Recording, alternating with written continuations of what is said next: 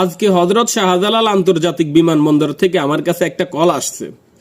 আমার এক ফলোয়ার আমারে কলটা দিছিল। কল দিয়ে আমাকে বলতেছে, কিও ভাইয়া আপনারা তো প্রতিবাদের জোয়ার তুইলা দিছেন, টিকটক কাফায় ফেলতেছেন, ফেসবুক কাফায় ফেলতেছেন, প্রতিবাদ করতে করতে কিন্তু যে গন্ডারের নিয়ে আপনারা প্রতিবাদ করছেন এই গন্ডার এখনো এয়ারপোর্টে আছে, এখনো পাবলিকের ব্যাগ কাটতেছে, পাবলিকের ব্যাগ চেক করতেছে। আপনারা কিসের প্রতিবাদ করতেছেন? আপনাদের কথা কি সরকার পর্যন্ত যায়?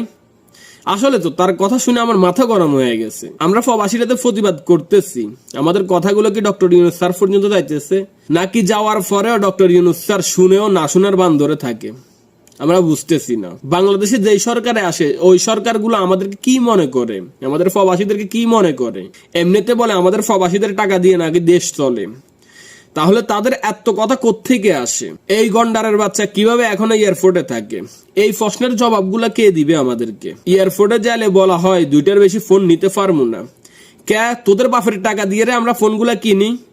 আমরা সৌদি আরব থেকে যাওয়ার সময় সৌদি আরব এয়ারপোর্টে আমাদেরকে কিছু বলে না, আমাদেরকে আটকায় না। আমাদের নিজের দেশে যাই, যে দেশকে আমরা টাকা দিয়ে চালাই, রেমিটেন্স পাঠায় যে দেশকে আমরা চালাই, ওই দেশে আমাদেরকে কেন বাধা দেওয়া হয়?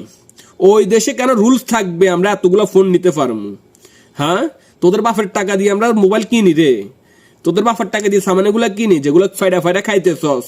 আমরা অবৈধ সামান নিতেছি রে, এই প্রবাস থেকে অবৈধ সামান নিতেছি। কথা একটাই, আমাদের সকল প্রবাসী ভাইয়েরা ভিডিওটা বেশি বেশি করে শেয়ার করেন। এবার যদি ডক্টর ইউনূস স্যার এর ব্যাপারে কোনো পদক্ষেপ না নেয়, কথা সোজা, রেমিটেন্স বন্ধ থাকবে। বাংলাদেশকে অচল করে দিব আমরা প্রবাসীরা, তারপরে আবার সচল করবো। আমরা প্রবাসীরা চাইলে সবকিছুই পারি। সবাই আওয়াজ তুলুন সবার জায়গা থেকে।